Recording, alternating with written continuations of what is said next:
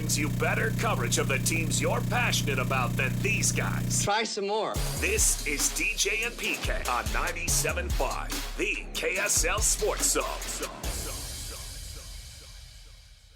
This is the tune I was telling you about. It is the rage of country music. Ella Langley, choosing Texas. And we got Pete coming on. We'll find out if he's choosing Texas Tech.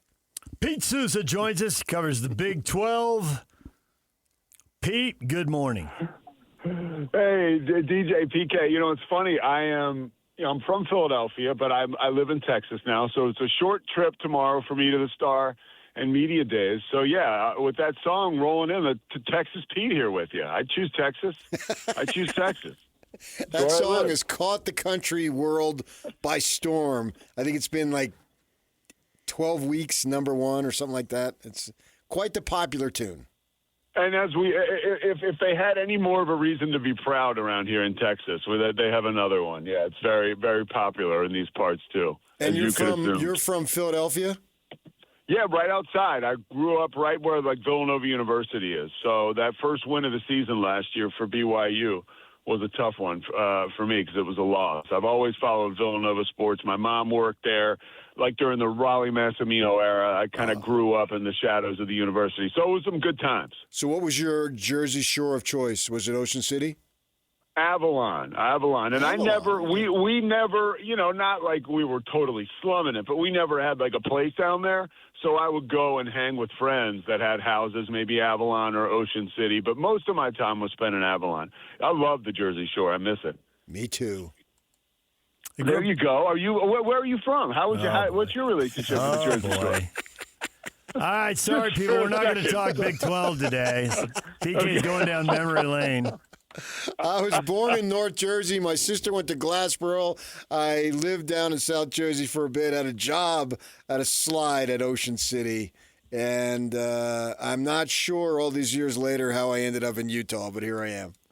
Hey, well, Utah's amazing. That's why we're going to have to take this offline, though, and compare notes at some point. This is good. You got me excited now. Almost as excited as I am for tomorrow in Big 12 Media Days. Well, you two can go offline there and during some downtime and compare notes. PK is going to be camped out for 2 days, so go to town. I'm looking forward to it. I'm looking forward to many things about Big 12 Media Day. One of them is the resurrection of Oklahoma State football. In this era of the transfer portal, how quickly can you turn things around? They were really good until they were really bad. How quickly can they be really good again? I think there is a little bit of too much excitement or too much optimism on a national level. And I'm not saying by any means this is a lazy opinion even for me, because right away you think, oh my gosh, Eric Morris, Drew Mestamaker, Caleb Hawkins, that trifecta can take this team. And are we looking at the next Indiana, right? I think that's why I say, at least myself, I got to pump the brakes a little bit, because when you look at some of the games that Mestamaker had last year, just some of that competition, it's far off from what he's going to be facing week in, week out in the Big 12. And Eric Morris is a brilliant coach, and he's bringing a lot of guys with him. But I'm very interested to see. This is, to me, one of the biggest or best litmus tests in the country to really see where we are right now, because this is a new frontier. We did see Indiana, and Kurt Cignetti did it. Now, Kurt Cignetti's elite, right? I'm not saying that Eric Morris is nearing that conversation, but I am saying I want to see more of this, right? More of these, whether it's Group of Five or FCS schools that collectively move up to a Power Four conference. I need a little bit more evidence, a bigger body of work to just be right away, oh, they're going to turn it around. The Big 12 is a damn good conference. And I don't know that you can just walk in there and be 8-4 or 7-5. I have them at 5-7, and that's still great because they didn't win one conference game last year. Yeah, that's amazing that they fell off that much, and so pretty much anything will be an improvement. It's just a question of what level of improvement they will make. The Sorsby thing took over the country for a day or two or a week or so, and I'm wondering, what you think as far as what's it going to be as being addressed here, whether it's by Yormark, or what's Texas Tech going to be in terms of their attitude with Joey McGuire? And I look at the players that they're bringing, and they did not bring a quarterback. They did not bring Hammond. And so I found that a little unusual. I know maybe he's rehabbing. I don't know. But I would have thought, because they bring, 6 guys or so and not a quarterback. How much of a story do you think that'll be? It's going to have to be, talked about. It's definitely a storyline. Like, we're going to interview, I'm there with the Big 12 and Raycom, and we're interviewing every coach of every team and players from every team. So we'll have an opportunity to talk to Joey McGuire about it. I think you have to address it and just do your job and ask the question if you're me. At the same time, I think that it's kind of a shrewd PR move not to bring Will Hammond, so he doesn't have to live in that for a couple of days or at least a day. I think that Brett Yormark may address it too, because you've got two groupings, right? Say what you want about Texas Tech. They're not afraid. They will talk about it. And Brett Yormark, I thought he was the one guy who was actually the big winner in this whole thing, because he didn't bend to Texas Tech. I mean, eventually, Brett Yormark in the Big 12 was the reason that Brendan Sorsby, and this is a shame, this stinks, but now he's kind of sidelined for this year, but that's a consequence.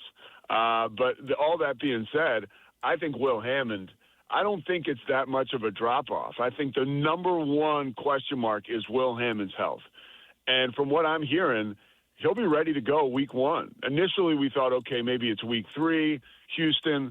I have heard from folks in Lubbock, like, there's no way that would be his first snap, would be a conference game against Houston, and that he will be ready to play some of those non-con games. And if he's healthy, he's darn good. And I don't know that I think we gave a lot of life to the Sorsby situation because it was a very interesting story in it, and it says a lot about where we are in college sports and college football today with gambling and just the constant change. But Will Hammond's a really good quarterback, and I think that we'll be pleasantly surprised will Texas Tech fans be. And I think folks around the nation will just flat out be surprised. I don't think they'll drop off that much. The talent drop-off is like hardly anything.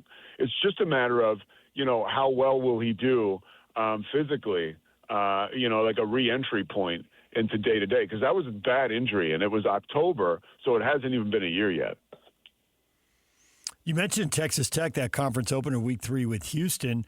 Houston's coming off a 10-3 season. They didn't play the Utes and Cougars. They did sweep the Arizona schools, so the back-to-back weeks, that's impressive. They got blown out by Texas Tech and lost to TCU. Are they paper tiger? Do you really think they're building something there? Can you put them in the top quarter of the league? What do you think? I think you absolutely can put them in the top quarter of the league, and I think that Willie Fritz is a huge reason for that. I think that also when you see, the play of Connor Wegman last year, we finally got to see him, play a whole season healthy. That's a big deal. You talk to quarterbacks, and we just talked about Will Hammond and his health. Mental toughness, a lot of it comes from playing and being on the field. It sounds simple, but it's hard to stay healthy for these guys in a sport where it's just so brutal. And with Connor Wegman back, they got Amari Thomas back, a terrific wide receiver. Mekhi Lawrence is the running back. He was at Tulane with Willie Fritz, and now he's back with Willie Fritz, now at Houston. They've got the weapons to keep it going. Now, the schedule is going to be more difficult, and I think it is. I think, even BYU, their early slate last year was really manageable, and they took advantage. And Houston was the same way, and they build momentum, build confidence. Well, now it's going to be different. You're going to have early tests.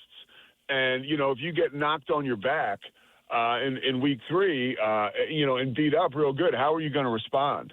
So that game that we just talked about, I think you circle that one as an indicator as to where Houston's going to be. We'll find out early in the season. But I don't think they're a paper tiger. I think Willie Fritz is the real deal.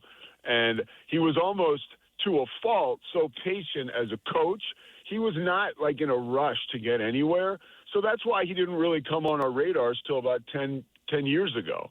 Spent a lot of time FCS and small Division I, and now here he is. And I think he's going to be here to stay. I believe people in Houston think there is a belief there that with all the success with college basketball, and the influx of money to that university. Not as much NIL as they would like, but better than it used to be. I think there's a confidence there. Like we may have something here for the whole athletic department, and Houston football is definitely a part of that. We have some stability in the Big 12. We'll see how long it lasts, right? This is, the third year of these teams all being together. And the first year we had the Sun Devils. That's how I got west. I ended up moving to Phoenix and went to ASU, but if you're wondering. But anyway, so they were the big surprise. And I think last year, we can argue, you had at least a couple of surprises in Houston and Arizona, right? Because they were coming off horrible years. So if I were to ask you, which I will, obviously, which teams do you think can be a big surprise this year? So it would have to be somebody who is predicted to be in the bottom, whether it be Iowa State, Colorado. We mentioned Oklahoma State to a degree. Do you think there will be surprise one or two teams? And if so, who? Well, I think the team that I have, it's funny, we gave, in order to prep for all these preview shows for each team, and it was a great exercise. I hadn't done this in a while. You go down and you just do everybody's record, and you kind of have to have, I'm terrible at math, but you have to have like a matrix feel, right? Like you can't say Houston's going to beat Texas Tech, when you're doing it on Tuesday, and then Thursday you're doing it and you're going through Texas Tech's schedule. It's like, oh, yeah, well, I can't say Texas Tech's going to beat Houston because, so you have to, for someone like me, that's not as easy as it sounds. So I had to make sure all that was in line. And once I figured that out, I looked down at my record and I said, wow, I have UCF at 8-4 or 7-5. And that is a school to me where, first of all, the state of Florida, they just have guys. Last year I was calling a UCF game, and Scott Frost was talking to us on a Friday, and he was describing a kid, and he said, he's just a Florida kid. And, you could tell he had an affinity for this young man. I said, well, what does that mean? He's a Florida kid. He said, dude, it means he loves football, will play all day, and it's what he was raised on. And that's one of the reasons he came back, because he knew it was a fertile ground. Like everywhere you turn around, you've got another Hoss, right, that you can recruit. So there's that at UCF, right? And then you've got Alonzo Barnett, who is a quarterback coming over, was at JMU last year in the college football playoff. And really the rhythms of the JMU offense, not dissimilar to what they're doing at UCF. And I believe UCF could be primed for, they're not going to go undefeated, right, like they did in Scott Frost's first tour of duty, but they got dudes. And I think they're going to be a lot better than people think. I like them a lot to be a surprising team in the Big 12. And look, I thought that was a great point about the stability. And by the way, I knew the Arizona State story because I'm curious. I've asked questions before. Okay. But because that is a neat little thread. But no, I think that UCF is a team that will surprise a lot of people. And I think it's going to be fun. I think the stability is cool in the Big 12. This is like only the second year where we're not introducing a new team to the rest of the conference. But UCF is a team that I think we will be looking at late in the season towards the top of the conference. Good. Arizona had been down for so long. They were kind of an afterthought. That was a good year for them last year. Do you think they back it up? It was a great year. I think that the schematics on defense will be huge for Arizona because as well as they played last year, they lost a bunch of guys to the draft. Your quarterback could be one of the more overlooked, and you could maybe say physically, no pun intended. And part of the reason he doesn't get props, I think, is because Noah Fafita is 5'10", but he's about to be the all-time leading passer in Arizona history. And, I think he'll pass Nick Foles, right, to break that record at some point this year, you would think, God willing, for him. It's just kind of a matter of staying healthy.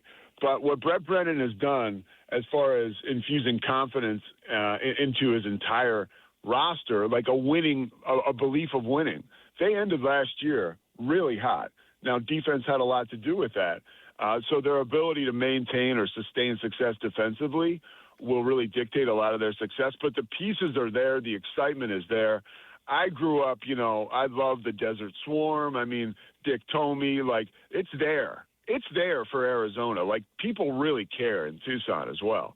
But this is a huge year for them. I totally agree, to build on last year. But I believe they can do it.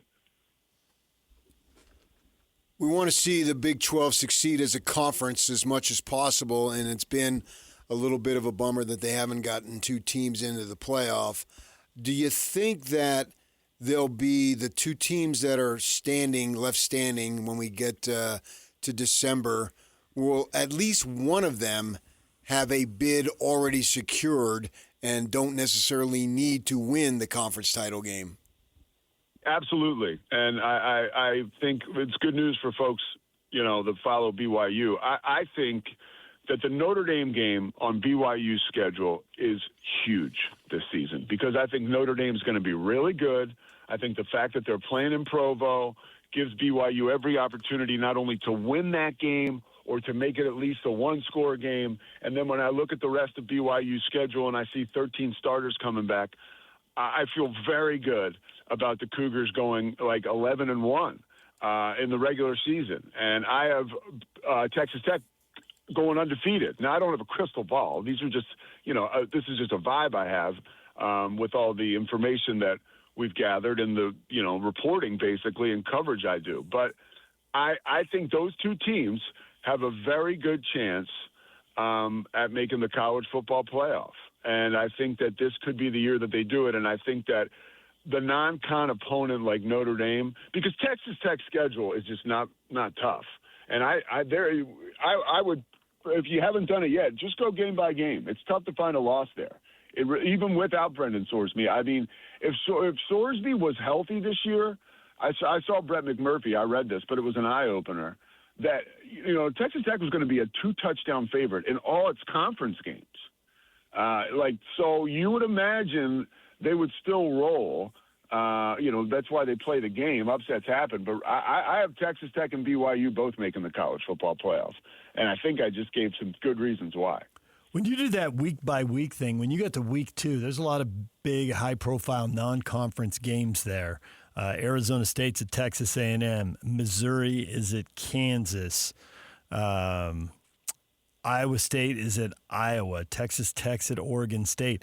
I either see wins for the Big 12 that aren't impressive, Texas Tech at Oregon State, no one's going to give them a lot of credit for that, or I see the Big 12 in trouble. How's the league going to make a big splash? Or they're not going to. It's just going to be 1 or 2 teams are going to pile up wins, and that scenario, which you just laid out, is really the path for the Big 12.